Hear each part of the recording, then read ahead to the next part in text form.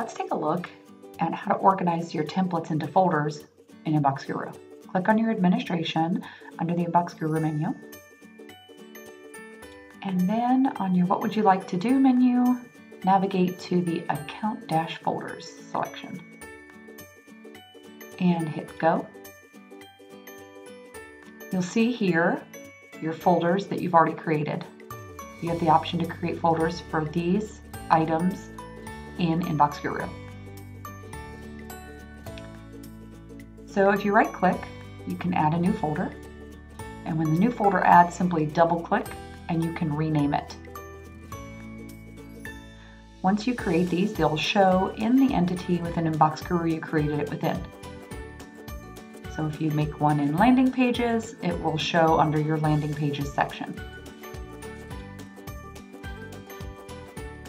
Here are directions on how to add, edit, and delete folders you create for your InboxGuru account. All right, let's go to Drip Marketing and take a look at the folders. Right now we're in grid view. If we switch over to the list view, you do not see the folders. So let's go back to grid view, and this is how you'll navigate within. If you click on the campaigns, the main folder, this is all your campaigns.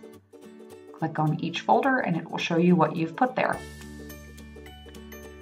You simply pick the template you'd like, click and hold, and drag and drop it into the folder. This helps keep you organized, especially when you have a lot of templates you're creating. Hop over to landing pages and it works the same way. As long as you're in your grid view, you'll see all the folders you've created in Administrator.